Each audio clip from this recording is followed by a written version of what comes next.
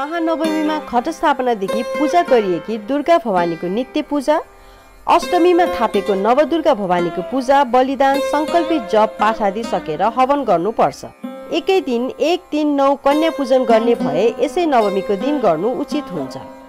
हवन गर्दा अग्नि स्थापना गरी पूर्वाङ्गसम्म हवनको विधि पुर्याएर संकल्प गरेको जप पाठ अनुसार दशांश अर्थात् 10% हवन गर्नुपर्छ।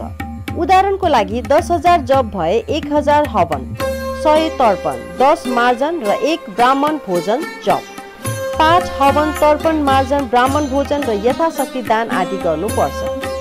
हवन गर्दा यस महानवमीमा दुर्गा भवानीको प्रधानता भएकोले भव्य पूजापाठ विशेष नभए पनि माता दुर्गाको बीज मन्त्र ओम यम हि क्ली चामुण्डाय विच्चै नमः यस मन्त्रले 1008 विशेष हवन गर्नुपर्छ। त्यसपछि स्थापित देवताको उत्तराङ्ग विशेष पूजा गर्नुपर्छ।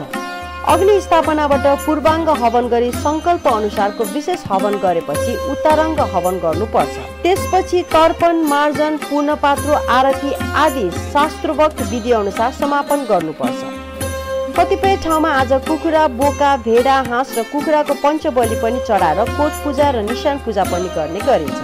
आजको दिन धूप, आरती, फूल, नैवेद्य आदि पूजा अर्चनाको सामान लिएर खेतमा जाने अनि माटो र अन्नको बिरुवाहरूको पूजा गर्ने चलन पनि रहेको छ। त्यस्तै शक्तिपीठमा 2 देखि 10 वर्षसम्मका कन्याहरूको पूजा गर्ने चलन पनि रहिआएको छ। यो कन्या पूजाको बारेमा देवी भागवतमा पनि लेखिएको छ।